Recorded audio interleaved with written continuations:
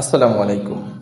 আমি মোহাম্মদ তারেক মোল্লা, shade mixture coaching এর পক্ষ থেকে, এবং আমার ইউটিউব চ্যানেল হলো টিকে ত্রিপল এভরিডে। যারা এখনো আমার ইউটিউব চ্যানেলটি সাবস্ক্রাইব করেন নাই, সকলকে সাবস্ক্রাইব করার জন্য অনুরোধ করা গেল।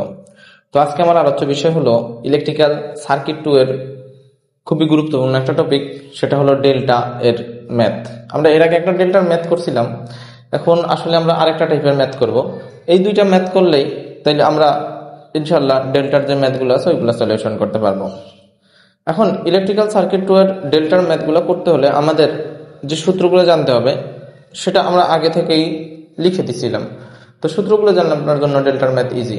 যেহেতু আমার এইখানে ডেল্টা সংযোগের ক্ষেত্রে আমাদের একটা সম্পর্ক আছে যে ডেল্টার ক্ষেত্রে ভিএল সমান সমান ভিপি আর আইএল সমান সমান √3 আইপি। ডেল্টা সংযোগ বলা থাকলে আমাদের এই সূত্র দুইটা মনে রাখতে হবে। ভিএল সমান সমান ভিপি বলতে যে এখানে লাইন ভোল্টেজ এবং ফেজ ভোল্টেজ সমান, আর আইএল সমান সমান √3 আইপি বলতে এখানে লাইন কারেন্ট যদি বের করতে হয় তাহলে ফেজ কারেন্টের সাথে √3 গুণ দিতে হবে। এখন আমরা যদি আসি, আমাদের ম্যাথে বলা আছে যে একটা ডেল্টা সংযুক্ত লোডের প্রত্যেক ফেজের ইম্পিডেন্স, একটু ভালো করে যদি খেয়াল করি, এখানে বলা আছে যে প্রতি ফেজের ইম্পিডেন্স, অর্থাৎ একটা ফেজের ইম্পিডেন্স দেয়া আছে। তো ফেজ ইম্পিডেন্সকে আমরা কিন্তু জেড.পি দ্বারা প্রকাশ করি। জেড.পি, পি দ্বারা ফেজ আর জেড দ্বারা বোঝায় ইম্পিডেন্স। তাহলে জেড.পি এর মান দেওয়া আছে 15-j/12 ওহম। এখন বলা আছে যে হলে লোডটি 400 ভোল্ট। আমরা জানি যে ম্যাথমেটিক্যাল টার্মের ক্ষেত্রে ম্যাথের ভিতরে যে ভোল্টেজটা দেওয়া থাকবে ওই ভোল্টেজটা সবসময় লাইন ভোল্টেজ দেওয়া থাকবে। তাহলে আমরা এখানে লিখলাম VL line voltage is equal to 400 volt ও 50 হার্টজ। 50 হার্টজ, হার্টজ মানে কি ফ্রিকোয়েন্সির একক না? তাহলে এখানে ফ্রিকোয়েন্সির মান দেওয়া আছে 50 হার্টজ, তাহলে এফ এর মান দেওয়া আছে 50 হার্টজ। এমনটা যদি হয় 50 হার্টজ সরবরাহ প্রদান করা হলে নির্ণয় করো আপাত পাওয়ার, অ্যাক্টিভ পাওয়ার, রিঅ্যাক্টিভ পাওয়ার। এখন আপাত পাওয়ার নির্ণয়ের ফর্মুলা আমরা জানি V3VPIP cos 3VPIP। অ্যাক্টিভ পাওয়ার নির্ণয়ের ফর্মুলা 3VPIP cos θ, রিঅ্যাক্টিভ পাওয়ার নির্ণয়ের ফর্মুলা 3VPIP sin θ। তাহলে আমার কিন্তু আপাত পাওয়ার বের করি, অ্যাক্টিভ পাওয়ার বের করি, রিঅ্যাক্টিভ পাওয়ার বের করি, প্রত্যেকটার ক্ষেত্রেই কিন্তু এখানে আমাদের ভিপি এবং আইপি এর মানটা প্রয়োজন। তাহলে আমরা ভিপি এবং আইপি এর মানটা আগে বের করে নেই। এখন আমরা কিন্তু জানি যেহেতু ডেল্টা সংযোগ, এখানে ডেল্টা সংযোগের ক্ষেত্রে আমরা জানি যেটা লাইন ভোল্টেজ ওইটাই ফেজ ভোল্টেজ, ভিএল সমান সমান ভিপি আমরা কিন্তু জানি। তাহলে যেটা লাইন ভোল্টেজ সেটা যদি ফেজ ভোল্টেজ হয় তাহলে আমরা এইখানে কিন্তু দিতে পারি ভিএল সমান সমান VP is equal to 400 volt. অর্থাৎ আমরা আগে জানতাম লাইন ভোল্টেজ 400, এখন যেহেতু ডেল্টা সংযোগ এই কারণে ফেজ ভোল্টেজও 400 আমরা জেনে নিলাম। তাহলে 3VP আইপির মানটা কিন্তু লাগবে এখন, নাকি? এখন আমরা আইপি এর মানটা বের করি। এখন আইপি নির্ণয়ের ফর্মুলা আমরা জানি আইপি ইজ ইকুয়াল টু ভিপি/জেডপি।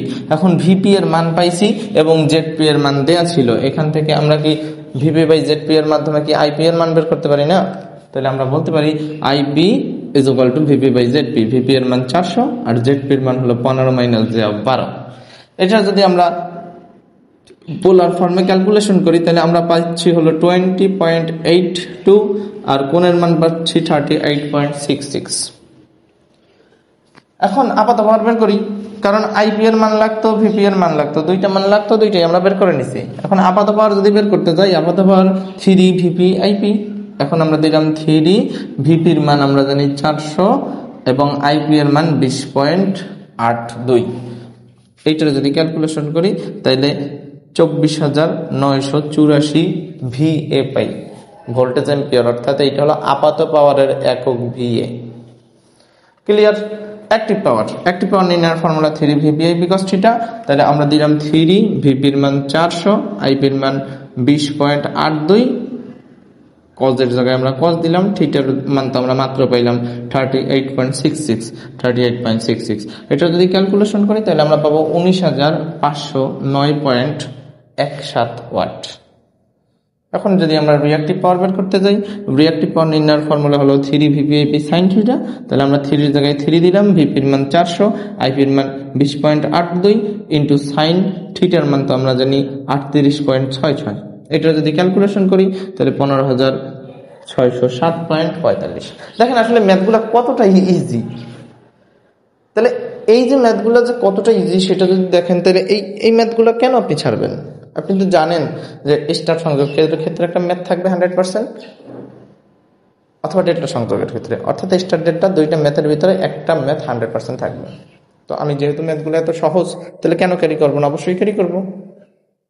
তো আজকে এই পর্যন্তই। সময় দিয়ে সাহায্য করার জন্য ধন্যবাদ। আল্লাহ হাফেজ।